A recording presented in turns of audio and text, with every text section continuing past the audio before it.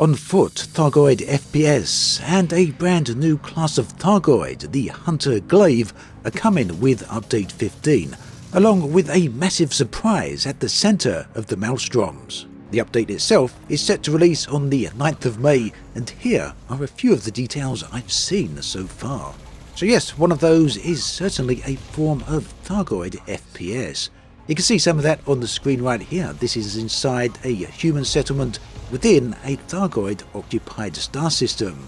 The player is being attacked by a form of Thargoid drones, very similar to the ones that are found elsewhere in the Thargoid bases. They appear to be pretty tough, but we'll get into more details on all of this in just a moment. Now, in case you're wondering, the footage along with the details come as a part of a special preview event that Frontier held last Friday. A bunch of us were invited to that as a part of the Elite Partner Program, and that means we can bring these details to you slightly ahead of the update release. That said, I want to be very clear here that we didn't get to see everything that Update 15 contains.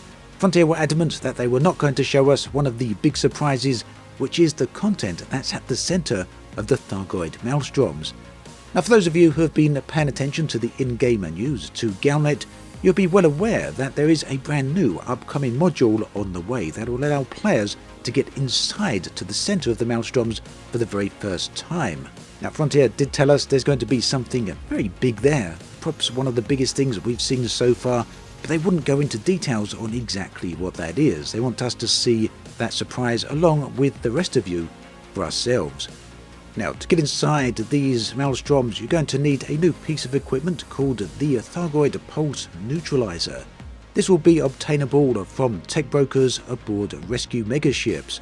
Unfortunately, you won't be able to just simply go out and obtain one of these. To purchase one of these, you will need to unlock them.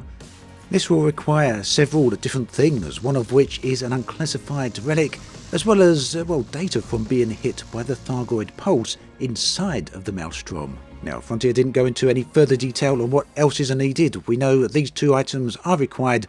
What else is required in addition to that, we don't yet know, and we'll have to wait for Update 15 to release. But hopefully, it's not something that takes too much time or too much grinding, because I know people are certainly going to want to be getting into the centre of that Maelstrom to see what is going on.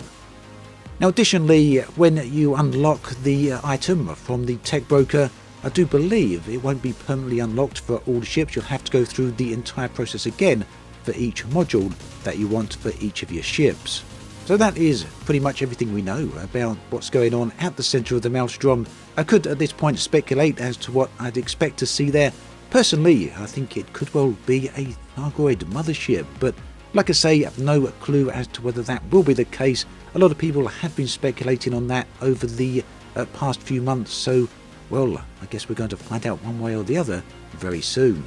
So that's the content at the centre of the Maelstrom. What else will Update 15 contain? So, as far as we can see, as far as I've heard, there are three main items. One is Thargoid FPS, the second is a new Odyssey-focused mission, and the third is that new Hunter-class Thargoid called a Glaive that can be found in space. So let's go through each of these in turn, starting with the Thargoid FPS. Now you can see that on the screen right here. It's not quite Thargoid FPS as I perhaps would have hoped, or as many people would have imagined.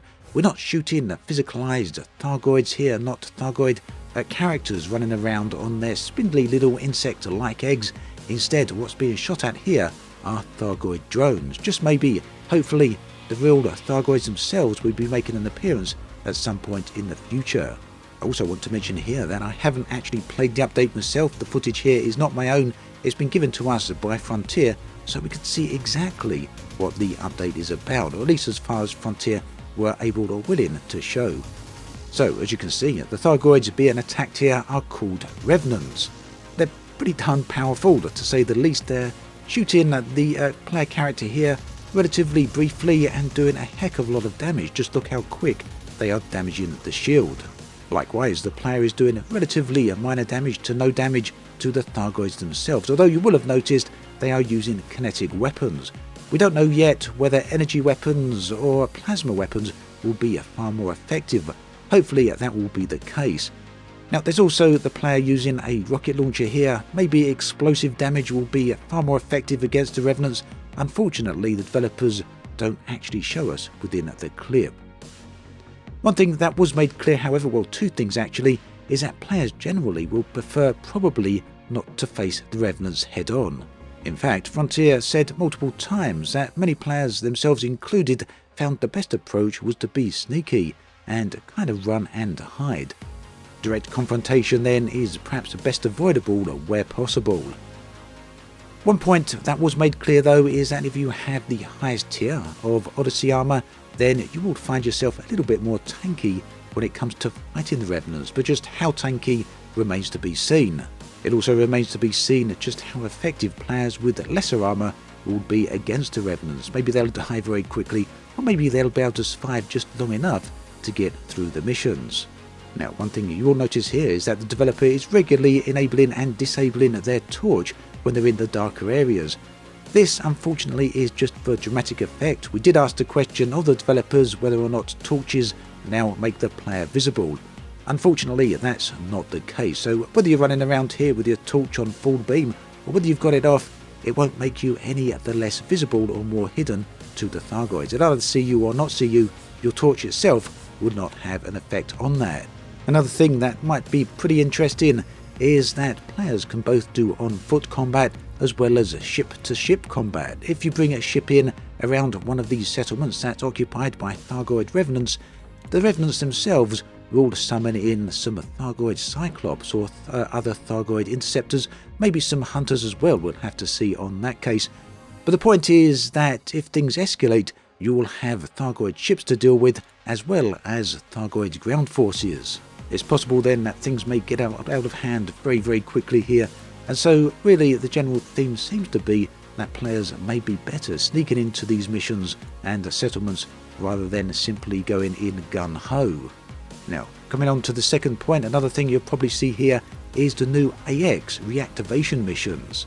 These are Odyssey-focused missions. They're basically going down to the ground settlements and powering up the bases that have been occupied by the Thargoid Revenants. So in broad strokes, they're very similar to the missions that already exist, the base reactivation ones, but the difference here is that Thargoid ground forces will be present, making it all the more challenging. And finally, that third point, the Thargoid Hunter, known as the Glaive. Very little was revealed about this particular beast, other than Frontier's claim that players will need to learn new tactics to deal with and defeat it. The developers did say that the Hunter is going to be very hard to escape, will track down players effectively and kind of trap them, although I'm not sure how that will be. Although the question was asked, will players still be able to escape? And yes, apparently players will be able to still get away. So how that works out is still a bit of a mystery. This is certainly going to be one of those things where players will have to learn from experience, at least based on what we've heard. So there we have it. Update 15 is going to change the face of the Thargoid War.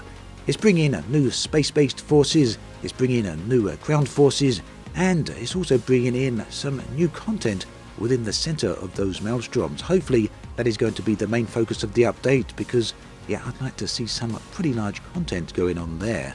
At any rate, do let me know what your thoughts and feelings are about all of this in the comments section below. What do you feel about this reveal of Thargoid FPS focused content?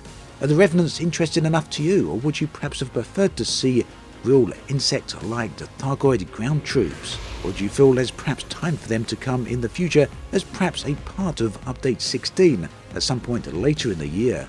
Also, what are your thoughts on the Thargoid Hunter here?